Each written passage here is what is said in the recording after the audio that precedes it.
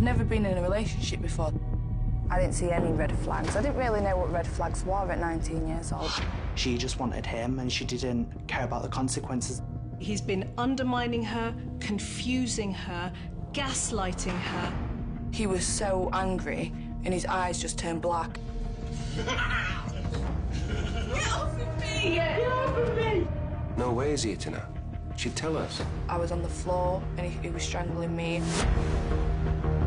He hits her and it is her fault. It's not me that hits you, is it? It's you that hits me, Liam. It's you that makes me.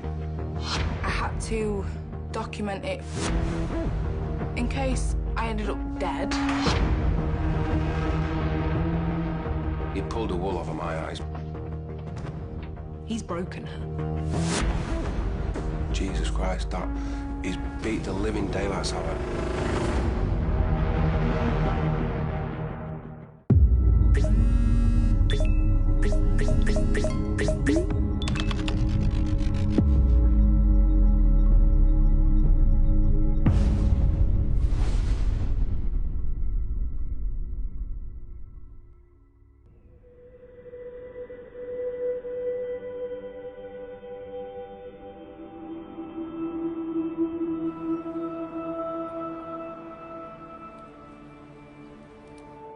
When I met Liam, he was 21. I was just turned 19. I was quite sociable, just living my teenage life, really.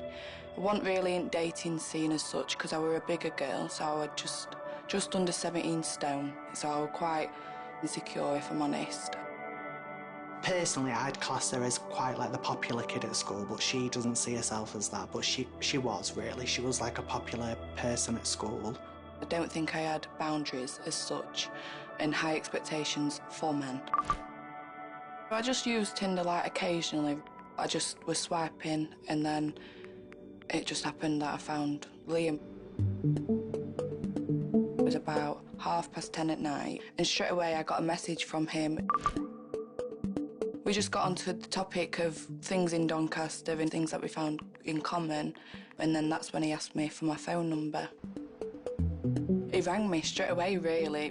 It felt like instantly we had this connection. So then I was like, oh, he must be my soulmate. You know, he is into everything that I'm into. We were on the phone for quite a long period of time, about 8 hours phone call throughout the night. He's agreeing with her, he's positive about her, he might be very charming. And these are all the things that we look for initially to say we're on the same page. And then he said to me on the phone, shall I come and see you? I'm not going to be going into work. I'll ring in sick and I'll come meet you. I've never rang in sick before, not to meet a girl either. And I was like, oh, well, he didn't really give me a chance to say no because it felt like he was already preparing himself to come.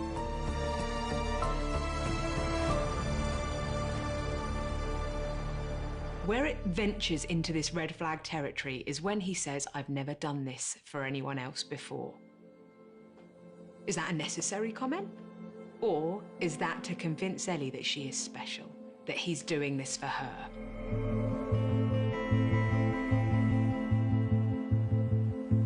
I first met Ellie when we were at school. I think I was about 12 years old.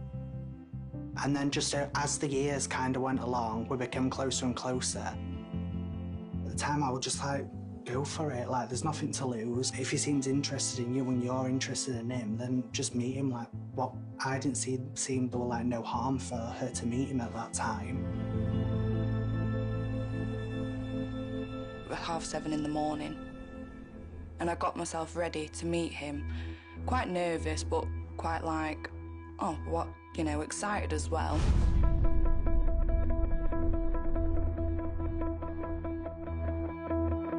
We've got 5 daughters, and they've all got individual personalities. She's the second youngest. I mean, we were just happy. Obviously, when the kids start getting older and getting into boys, that's when I'm like, right, who is it? I didn't tell my parents where I was going, and I thought I'd be back in time before they'd notice, really. I saw his car. It was a black BMW at the time. So I got in the car. It was quite awkward at first. I was willing to get in his car because I set the boundaries that I wanted to stay in Doncaster, and he told me that that was fine. We can stay in Doncaster if that's where I felt best safe. I said, well, shall we go to the McDonald's for a coffee? We could just get to know each other there and I'll feel safe because I'm in my area. We were there for about 45 minutes and that's when we were like, we can't really stay here much longer. So I suggested to Liam, like, shall we go for a walk round the lakeside? It's out in the open, so I thought I'd be safe. I'd be secure in my hometown because I know everywhere how to get to and from the places that we was. We were quite on edge and had quite a lot of anxiety because it was the first time meeting somebody before. I think we were sat on the bench for about 10-15 minutes before Liam suggested, shall we go for a drive instead? He promised me that I'd be safe with him and that we could stay in my hometown, so I thought that I'd be okay. We got into his car, but once we were on the roundabout, I soon realised that he was taking the turn in for Leeds.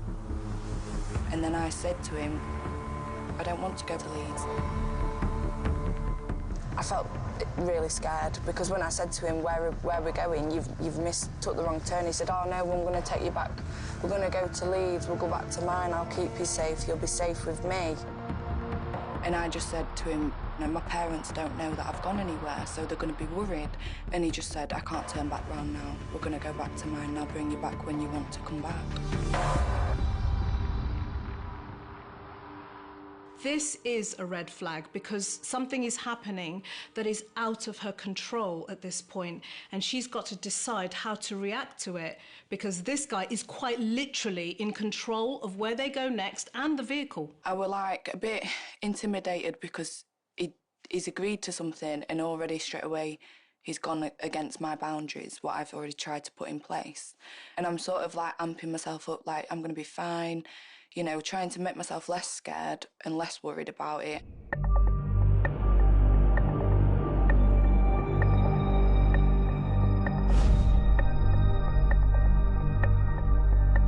We went to his living room and we just sat and watched some TV on the sofa. I went to the toilet and then as I've got out the toilet, he shouted at me and he was laid in his bed. And that's where he said, oh, come in here, we'll lay down for a bit, I'm really tired.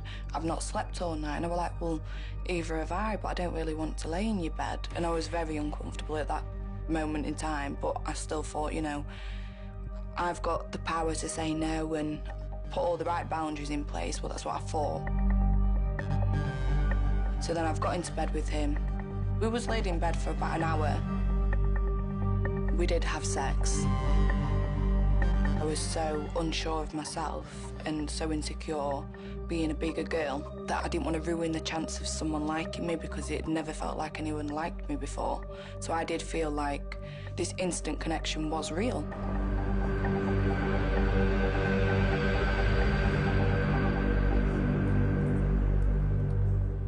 He explained about his family dynamics and he also explained about how he's had some things that's happened to him in his life that have really affected his mental state. I felt instantly from him opening up to me like that, like I wanted to protect him and care for him and like be the mother figure that he needed in his life.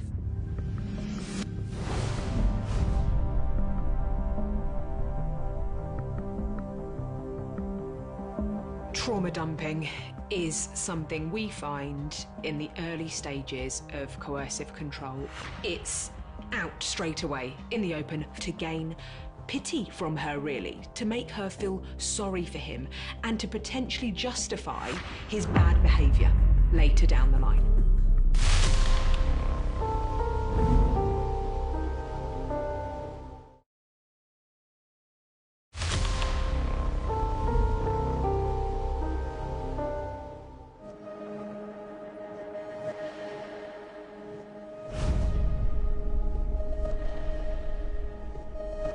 That's when I'm like, right, who is he? And I do a bit of research on him. Oh, I know somebody. I know his dad. Yeah, he should be all right. Obviously, what happened is he was from Leeds, so there's nobody I could have asked. I did grill her. I'm like, but who is he? I mean, what does he do? And she's like, Dad, I mean, I've not not had a boyfriend sort of thing. And I really, really like him. We thought, you know, she's found somebody. I mean, the day he turned up in a, I think it was an 18-plate BMW. So I think, well, if he's got that sort of car, he must be doing all right with work, and he's not a bum. So, like, you know, he's a good lad. Turns up for work every day. Everything seemed fine.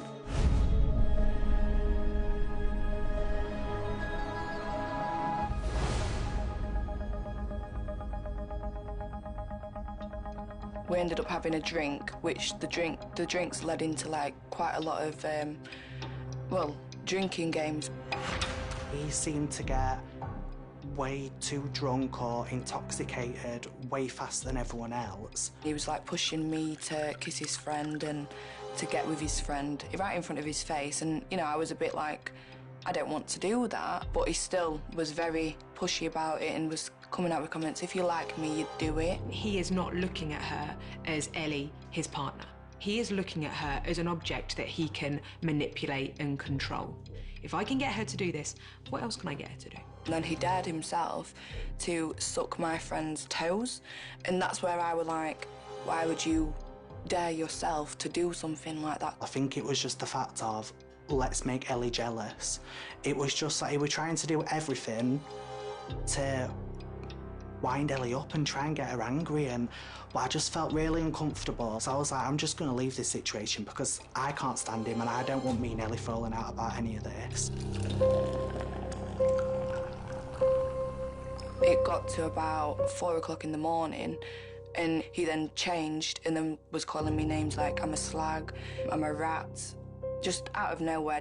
We can't see each other. How can he see someone that kisses his friend? And it was really confusing for me because he wanted me to do that. She was just like an emotional mess, to be honest with you, and it was quite hard to calm her down. I told her, obviously, he's definitely not for you and you can find someone better, and he's not a nice person. Woke up the next day and he'd messaged me saying that he's sorry, and that he just got too drunk. And, you know, I just forgave him from that because he made me feel like it was my fault. What you've got here with Liam is sort of intermittent reward and intermittent punishment, kind of trauma bonding tactic.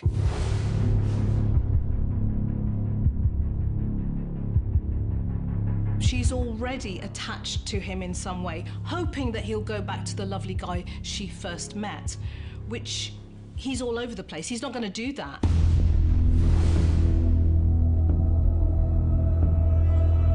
I was filled with so many different emotions because I still felt like a child myself, and I just didn't know what to do. I ended up telling Liam about me being pregnant. He didn't want to talk about me being pregnant other than he needed me to have an abortion because it'll ruin his life. He was too young for a child. I ended up telling him I'm not getting an abortion, I'm going to keep this baby, and if you don't want to be part of the baby's life, then I understand. And then he just blocked me. He has gone from love-bombing her to devaluing her and then discarding her pretty damn quickly, hasn't he? I just broke down. I was crying and I couldn't seem to calm myself down because I'd lost that connection, what felt so amazing and great, and this man that felt like the other part of me has just gone. I did become really quite strong in my pregnancy, becoming a single mother, and I was very adamant that I'm going to be a single mum and I'm going to do a really good job at it, and I didn't need him. By the time it came to my 20-week scan, I wanted him to know that he was having a girl. Liam messaged me and he just put like, I can't believe we're having a girl. And then I think it was about 3 or 4 days later after that he drove up to Doncaster and came to meet me and told me that he wanted to be in a life.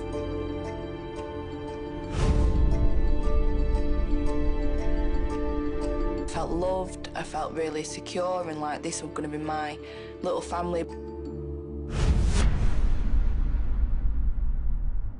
I invited him to my parents' house. No one was home, it was just me and him, and we both needed a toilet, and so I'd said to him, you know, I'm pregnant, let me go first. But no, he pushed me like out of his way on the stairs and like raced to the toilet. At that moment, I felt shocked because I was like, I can't believe he's pushed me for one, I'm pregnant for two, and it's on the stairs for free. Like, it was quite dangerous, I could have fell. I'd been waiting for like 15 minutes for him to come downstairs, and what he'd done, he'd got out of the house, he'd finished on the toilet, and he'd just walked straight out of my house and drove home without telling me, without saying anything to me. And then I was left confused, really feeling like, well, what's happened? We're talking a heavily pregnant female. And he is behaving in this way that is, again, it's that control. And we're borderlining physical abuse now. It wasn't really until probably, I don't know, about 4 months, 3 months down the line, where she'd start telling me little things. One of the times she told me there was obviously in the same bedroom, and he basically said, get out, you're too fat, you're taking up too much room. And she actually considered getting out of bed and sleeping on the floor while she was pregnant with a child, so Liam could have the bed to himself. Everything little he did, I was like, oh, it's because this has happened in his past. He doesn't understand this is how you don't do this sort of thing. He used to say to me, everything happens for a reason, and what will be, will be. So I used to think, well, if everything happens for a reason, maybe I'm supposed to teach him that he's not supposed to do these things. I like constantly saying to her, like, you need to get rid of him, you need to get rid of him. What else can I say for you to get rid of this person? And at that moment in time, I feel like no matter what happened, she just wanted him, and she didn't care about the consequences at the time. It's like he slowly chipped away all my self-confidence and everything.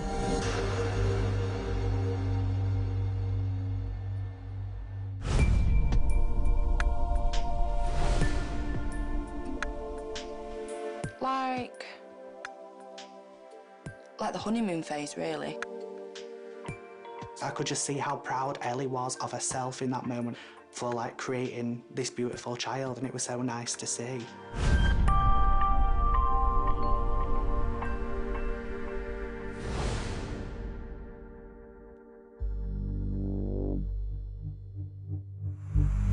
It's all started with play fighting. And he used to label it as play fighting, and it used to be, I want to wrestle, I want to do UFC. And you know, he used to say, well, what kind of girlfriend are you for not letting me pursue my dreams? You need to let me practice. And so he'd grapple me, and I'd always be saying no, I don't like it, and crying and screaming and asking him to stop, but he'd just say that he's play fighting. He's not actually meaning to cause me physical harm.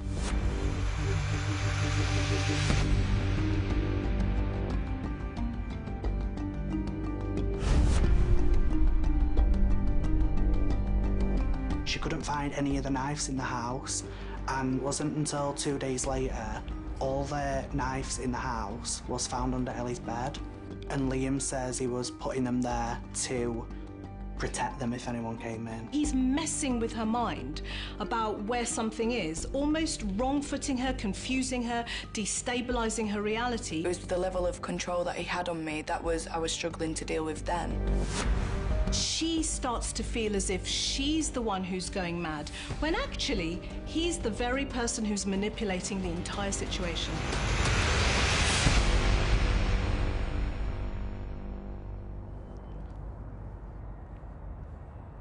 This pub is one of the pubs that me and Liam went to quite a lot in our relationship. I remember coming to the pub with Liam and my first daughter, and we sat at the table, and I remember not even taking a bite into my meal and just throwing up on the restaurant floor. Looking back, I could tell that I was poorly because of the pressure of the abuse from Liam. It's something that I'd prefer to not go into anymore because it reminds me of Liam.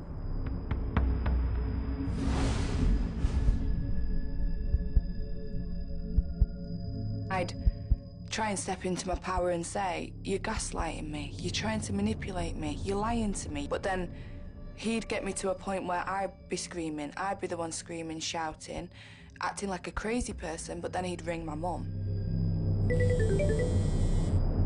Hi, Jean, can you come over because Ellie's acting psycho again? She's acting crazy again, she won't calm down. I don't know what's up with her. So then it made me think I couldn't tell my family members what he was doing because every time they was coming over, they was seeing me acting like the abusive one, really. He's been undermining her, confusing her, gaslighting her, objectifying her, and he's been the one messing with her head so that he can be the hero to her family. This is awful, awful abuse and a massive red flag at this point.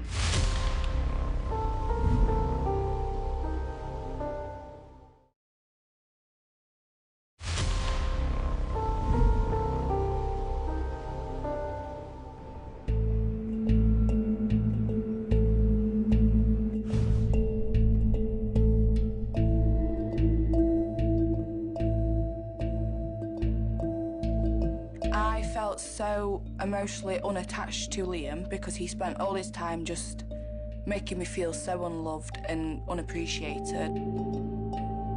I just did not feel attached to this man, and I just didn't know how to get out of that cycle.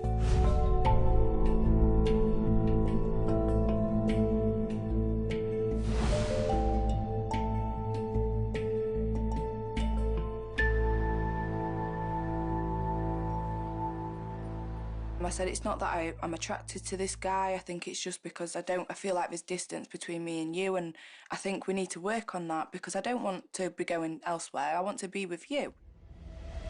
And he was like, you know, well, I'm glad you've told me and that helps. It's understandable and that'll help us build on our relationship.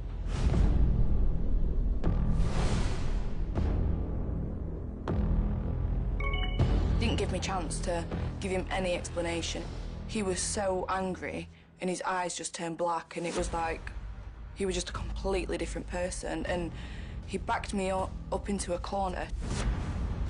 He was just punching at me. And like I'm trying to like get past him to open the door, and then he grabbed both my earrings and he put that much pressure on my earrings that they broke whilst they were still in my ears. He was getting more and more control over me, and like I felt so threatened and intimidated and on eggshells in my own home, and I was struggling to raise my children. I'd never been in a relationship before, so I didn't know whether like it was my fault that had happened, in a way. He made me feel like it was my fault. I didn't tell my parents. I felt embarrassed and confused because it felt like there was the consequences of my own actions. He's already put on that I'm this crazy person, so it felt like they wouldn't believe me regardless. She feels she has nowhere else to go. She feels that her family are on his side, when in reality, if she'd spoken to them, of course the family will be with her. She is their daughter, but he has made her believe that it's her fault. She has made this decision to not speak to anyone about it, and this is exactly what he wanted. He's broken her.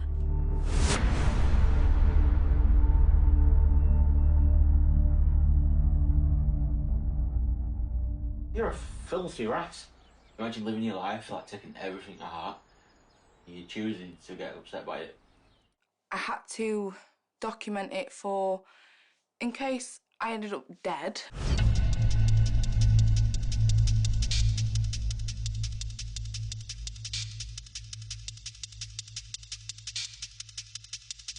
You told me though, you said that you were professional first, and then you went pub afterwards, take some minutes when you messaged me. That's what you said to me. That is what you said to me. Yes, you did. No, I didn't. Yes, you did. I'm not making it up. I'm not making it up. Clear example of gaslighting here. You can hear she's visibly upset because he is making her out to be mad. She's saying one thing to him and he's lying, saying, no, that didn't happen. I see that little thing twitching here. Is that shoulder twitching? Are you about to throw something at me? What are you on about? Are you about to throw something? I'm alright to put my hand up here, yeah?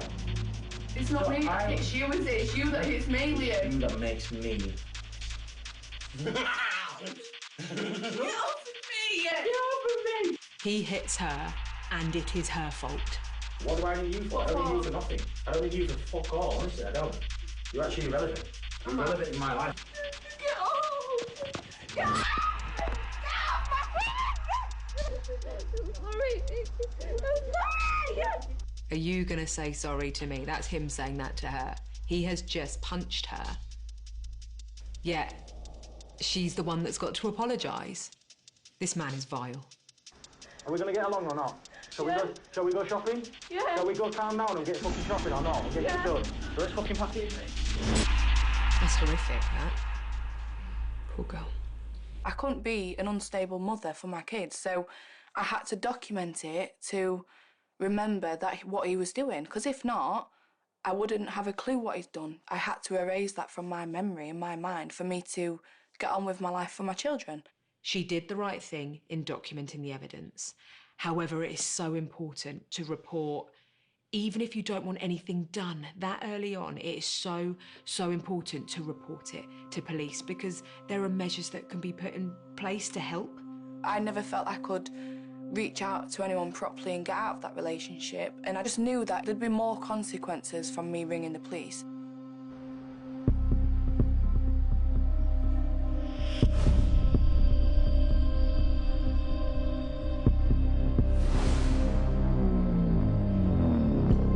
He was telling me every Monday, you know, we're going to work things out, and then he did that for a full year until I found out that he was seeing someone else on the side.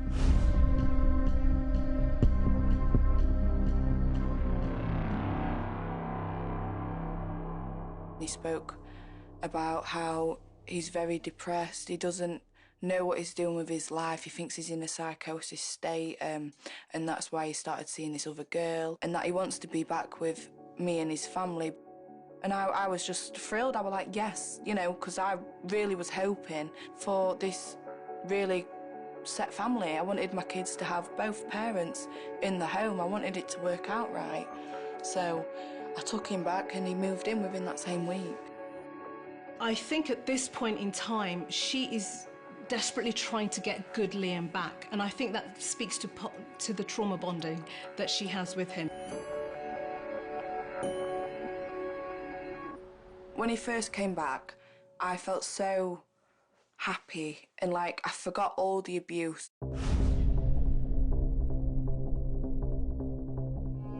Everything came back to me, every argument, every time he's gaslit me, all of the abuse came back to me, and then I realised that I've got myself back in this cycle. It's so weird, it's like she despised him, but she was madly in love with him at the same time. It's just a crazy scenario, and I feel like no one would understand that unless she was in that situation.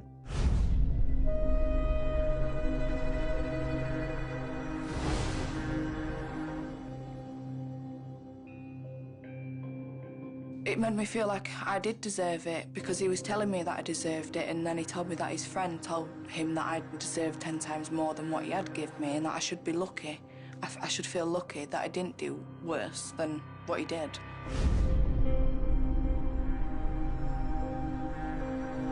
It was easy for him to get away with so much because my mum and dad had so much pressures going on in their lives. They had a house fire, and the house fire happened in the beginning of him coming back. Didn't want to cause any more stress and pressures and any more problems. She'd never said anything. We just believed, the little bruises she had here and there over the years that, she's got 2 young kids, so she did cover a lot up. Sometimes she'd wear a polo neck. My wife was more aware. She's like, I'm sure he's hitting her. I was like, no. And he could be, he's so polite. She's like, I think something's going off. And I dismissed it. I like, no, I don't believe it is. No way is he hitting her. She'd tell us. He pulled the wool over my eyes. Domestic violence perpetrators can look like anyone. I think he just fooled absolutely everybody, not just Ellie. He had everyone played in his little game, and it just got to everybody.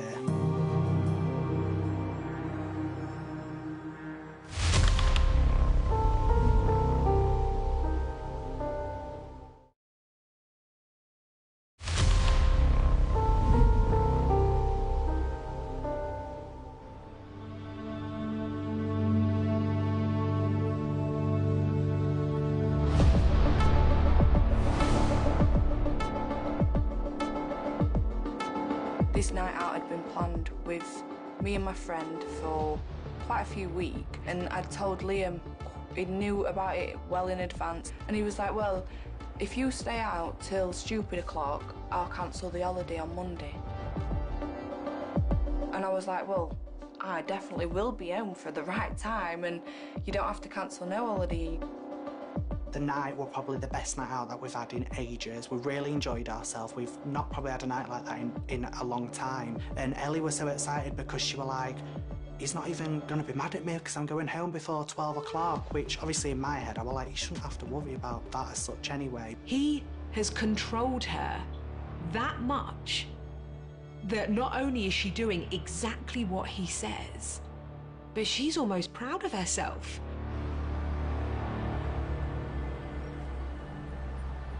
Walked in, I've noticed like all lights were off, and then I've gone into the kitchen, I've noticed he'd been drinking. There were 8 pint cans like just dotted around the house. So I've gone upstairs and then I've like just sort of nudged him a little bit and I'm like, Lee, I'm back. I need to wake you up so then you know what time I'm home. It's 12 o'clock. I have been home for 10 minutes, but I've been getting ready for bed. And he didn't say a word to me, but he just launched at me. It's heartbreaking and harrowing because there is nothing Ellie can do. And that's why it's so dangerous, because Ellie can't preempt this. She can't prepare herself for this. I was on the floor and he was strangling me, and then I must have passed out. And then I remember waking up from the floor and that's when he punched me in the face. And then I passed out again. I remember just getting up, feeling really, really weird and feeling like this big headache, like I just didn't, I was so confused. I walked into my children's room first. They were still asleep, so I was like, right, okay, the kids are asleep, they're fine. I went to the bathroom and I seen my face and I saw, you know, I was shocked, and it were at that moment of seeing myself with that I thought, no more, can't let him keep doing this to me, because if I don't get out of this house right now, what if he attacks me again? What if I die? I just ran down the stairs. I had my phone with me, I had my pyjamas on, didn't have no shoes on, and I think I was like in a state of confusion. And then I picked up my pace and we're running, and I don't know where I was thinking I was going. I just needed to get out of there because I felt like I was in such a dangerous situation that he could end my life. Liam chased me down the street and he drags me back home.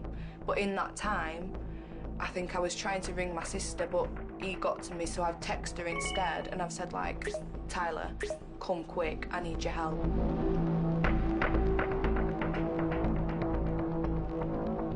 I was covered in bruises and grazes all over my body, so she knew she had to act fast, and she did. Luckily, and I'm so grateful as well that she did come as quick as she did. I like turned to her and her face just dropped, and she was just like, where is he? What's happened? And I'm like, I don't know what's happened, because I was so confused myself, because the only reason why it happened was because I woke him up to tell him he didn't have to cancel the holiday. I don't know what I've done. I know I've hurt her, but I don't know what I've done. I don't know why I've done it. I blacked out and was really trying to make out that it was someone else and it wasn't him. And then that were it. He ran upstairs and we're like getting his stuff and we're going. Me and my wife were in bed. All of a sudden we heard rustling at the door and we could hear kids crying. Jean's opened the window and looked down, and Tyler said something to Jean, and Jean's like, you stay in bed, to me. She's gone darting downstairs. Then I've heard Ellie crying her eyes out, and obviously I'm not going to stay in bed. And then my dad came downstairs and my mum came downstairs, and my dad just went like white as a ghost. Everything flashed, all these little marks, what she's had over the years. Jesus Christ, that He's beat the living daylights out of her. I ran out of the house with a pair of flip-flops on, my boxer shorts and a T-shirt, jumped in my car and drove straight up to her house, which is literally 2 minutes away. And Liam had already gone by that point, and he'd left in my car because I paid £1,000 for it. My mum took me to the hospital because my eye was that swollen and that bruised I couldn't see. And then it was at the hospital that, they pushed me into disclosing the abuse. At first I was quite closed off about it all because I've been silent. I was silent for so long and it felt a norm for me. So it felt like I don't know how to explain what's been going on. But then I finally, opened up and the on-guard police officer that was at the hospital came and spoke to me, took a statement, and then it all just the police picked it up from there. Obviously then everything's flooded out of her and she's like, this has been happening for years and I've kept it quiet. And then she started showing the pictures from over the years and they're all date stamped. And we're like, how have you coped?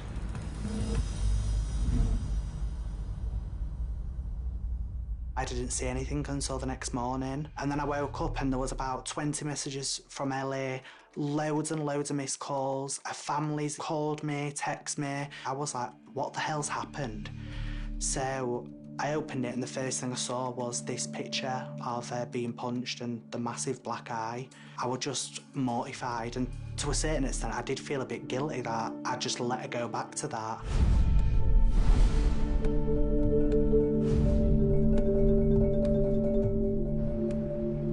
He was texting me, I was in the hospital, and he was like, what's happening?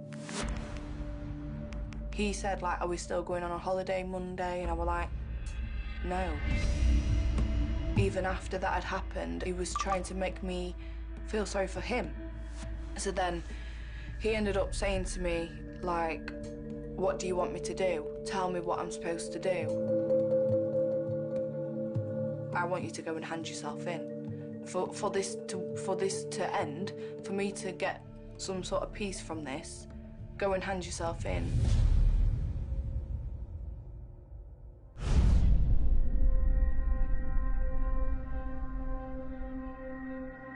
I felt relief because I felt like finally I get to have some space. I get to have that freedom. I can have that separation from being controlled and abused and everything else, and I can become a stronger person within myself.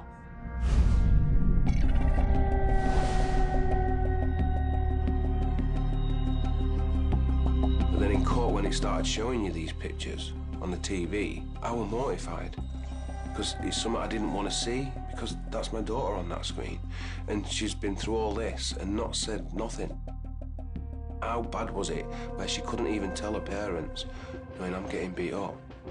She was that scared and he intimidated her that much that she didn't dare tell us. He's a very, very evil and possessive man.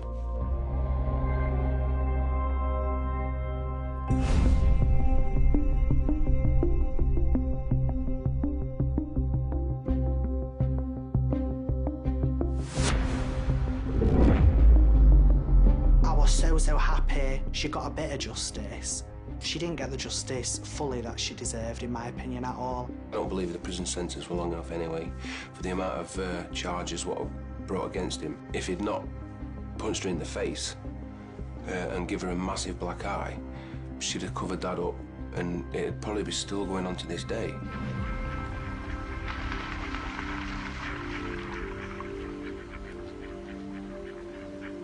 I'm massively proud of her, to be fair, because she could sit there and tell me straight in my eyes that she's not moving on, she doesn't feel strong. But from an outside point of view, I know full well, even if it's only a tiny bit of progress, every single day she's slowly making the progress. When I met Liam and we came to this bench, I can see that my 19-year-old self sort of stayed on this bench and that I lost her the day that I met him. Being here and sitting here now without him, I'm now connecting myself back to the girl I was before meeting him.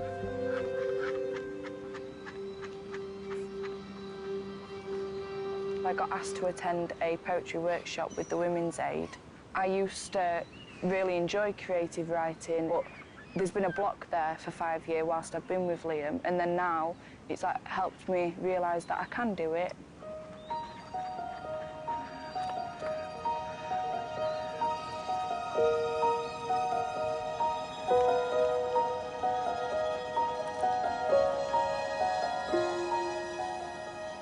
I was 19 and he was 21. That was the start of the trauma bond. He love-bombed me like he was preparing for war. I didn't understand his sick game, the one where he was keeping score. Poetry, it's helped me find the courage to say what I want to say, and it also creates something beautiful after everything so negative. He manipulated and gaslighted me. He caused me to dissociate from the true reality. I thought it was because his inner child was broken. I thought with my help he could have his truth spoken. She did a poem last Saturday in town centre, and she didn't want us there, and I stood in the background so she didn't actually see me. I was there, and like I say, we're so proud of her.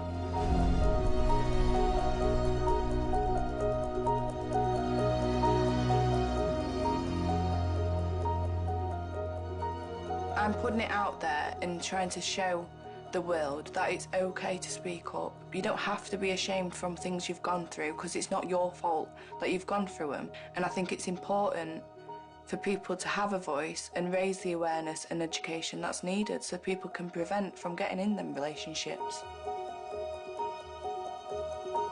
A lot of people that come out of domestic violence relationships can't talk about it, let alone talk about it to thousands of people. I mean, that just shows what a strong, kind person she is. The amount of messages she's getting, and she's like, you've helped me out of this situation, you've shown me how to do it. I've been in this relationship for 30 years, and now I've brought free. She's helping other women, which I'm so proud of. Even though she's kind of reliving the trauma by posting, it's helping her heal as well, and she's looking back, and I feel like she's coming to realisation what she's actually gone through, because I don't even think she knows herself until recently. I didn't see any red flags. I didn't really know what red flags were at 19 years old. I think now, before ever meeting anyone again, that I've got the knowledge there behind me to make sure that I don't end up in this same situation. 5 years on, and I'm now 24. I'm wiser, older and stronger than before. I know now this was all for his gain, but he really did make me feel mentally insane. The trauma, the flashbacks, the pain that I endured, I now know this love cannot be cured.